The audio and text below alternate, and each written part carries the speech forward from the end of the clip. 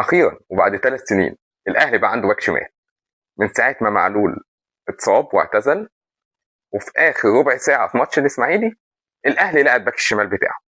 يوسف بالعمري قد يكون احسن صفقه عملها الاهلي من بعد امام عاشور. احنا محتاجين كلنا من مكاننا ده نشكر استاذ احمد نبيل كوكا. الصراحه مش مقتنع بيه كلاعب عشان اقول عليه كابتن، فاستاذ احمد نبيل كوكا انا متشكر جدا.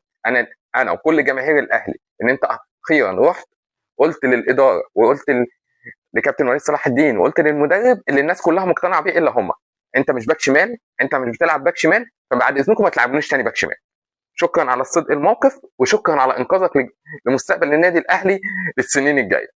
حقيقي يا جماعه، يعني هو كانوا مستنيين اللعيب يروح يقول لهم مش عايز يلعب باك شمال تاني؟ مش معقوله. بدانا بمحمد شكري لعيب يعني ينفع دكه.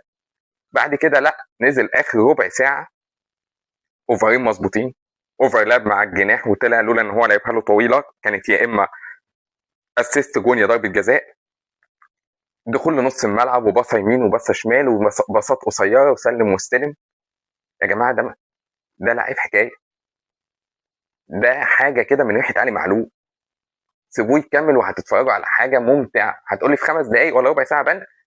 يا راجل ده احنا بنشوف اوفر في الاهلي كل 5 سنين، ده رفع اوفرين في 5 دقائق.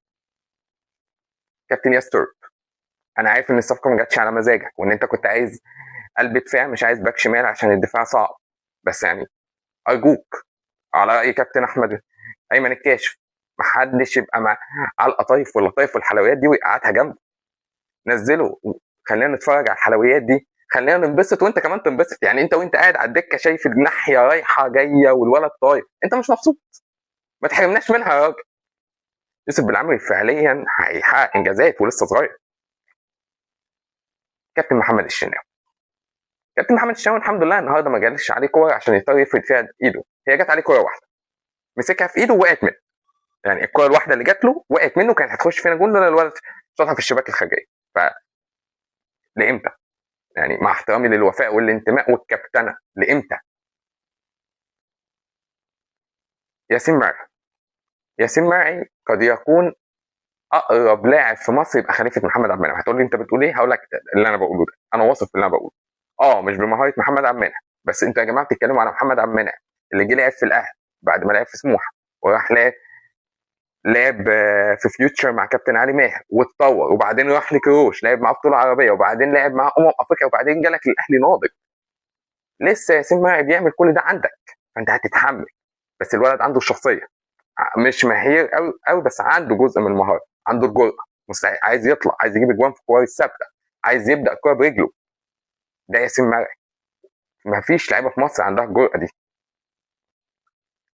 كابتن محمد علي بن رمضان، ماتش ورا التاني بتبدا تبان اماره. يعني هل التراجع الكبير لمحمد علي بن رمضان ده حصل من ركنه فاحنا ابتدينا ننفض التراب؟ اتمنى، لان هو عنده كتير. فماتش ورا التاني لا، محمد علي بن رمضان اداؤه احسن. النهارده بيكمل تقريبا ال 90 دقيقه، الباصات بتاعته حلوه، بيجيب الجون. الاسماعيلي مش الفريق اللي تحكم عليه واي لعيب المفروض يبقى قدامه نجم، بس لا، فيها حاجه، واحنا محتاجين محمد علي بن رمضان يرجع قوي. هنيجي بقى للاسطوره الحيه كاموس. الحمد لله الحمد لله الحمد لله ان احنا جبنا كاموس اعاره، لان ده نسخه والتر بواليا في البرايم بتاعه لما جه عندنا. فاللي فاكر والتر بواليا عارف مصير الصفقه دي رايحه فين. كاموس هو عباره عن مهاجم ضخم مش عارف يتحكم في جسمه، مش عارف يتحكم في الكوره، قرارات غلط خالص، فما نستناش منه حاجه. بل كان ندم ان احنا جبناه بدل نيتش جراديشار، ونتمنى ان جراديشار كان هو اللي كمل. ميزه صفقه كاموس فعليا ان هي جايه اعاره، لان البوادر في منتهى منتهى منتهى السوء. اخيرا مش ده الماتش اللي هنحكم بيه على الاهلي. الاسماعيلي ينجم اي فريق يلعبه.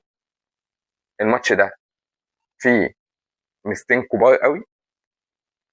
هو اخيرا شفنا يوسف بالعمري وشفنا هو عنده ايه، عشان واتمنى ان المدرب كمان يبقى شاف عشان خلاص بقى نلعب باك شمال ويبقى الاهلي فيه باك شمال. ويا جماعه يوسف بالعمري قد يكون احسن صفقه الاهلي عملها من بعد امام عاشور، والايام هتثبت ده. ومحمد عادل بن رمضان ابتدى يخش فورمه شويه.